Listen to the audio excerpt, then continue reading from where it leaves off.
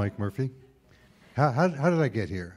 My wife went for her annual physical, and her doctor prescribed this for her. And 3 months later, I was sleeping with a stranger, so I figured I better come down here and figure out what the hell is going on. Remember the goal line that Ron talked about? That's where a lot of you work. That's where thousands and thousands of people every day live in screaming, quiet desperation where they go to a job that they absolutely hate, to earn lots of money to buy things they don't need to impress people that they don't like. I was king of that goal line. I owned that puppy. I was a poor kid from New York, the first person in my family to get past the 3rd grade, and this is the first school I went to I never flunked out of or got thrown out of.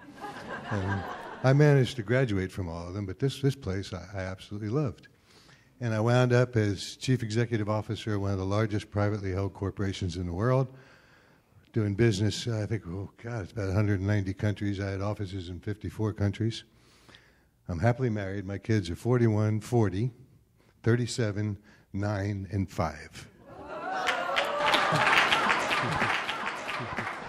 My new wife is a graduate. Everybody loves everybody. But this passion that I found in this school is just unbelievable. I mentioned to Ron that if I had known about this place when I was hiring globally, I would have been down here recruiting out of every class that graduated from here.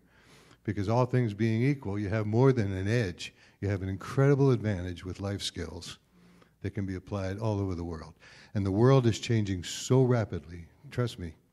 I stopped counting stamps in my passport at about 160 when I decided to quit. A little switch went off in my head and said, no more.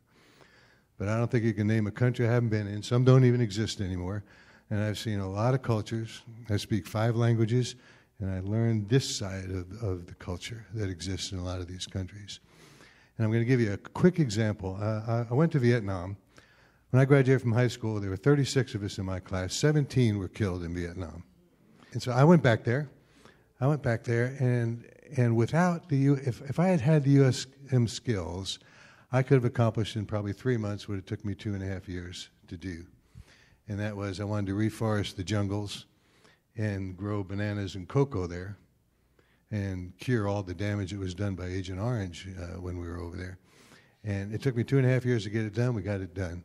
But with skills, if I'd had the skills of seeing the loving essence of these people, seeing not just who they are, but into the essence of their soul, that they are no different than I am. And if I had had the skills of heart-centered listening, and a very interesting skill that they didn't mention, but is one of the best I ever used in business, was perception checking. And it takes cultural barriers and it makes them go away.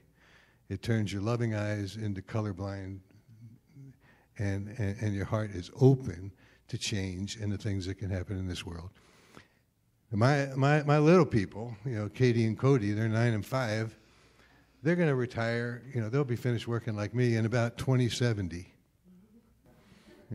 And so they're going to school now. And people are trying to educate them to solve problems that do not exist, using technology that has not been invented. And what they really need is an education like you get here. And you will have a skill set to solve those problems, regardless of the technology that's being used. And you'll find this place magical. I encourage you to try it. You got nothing to lose.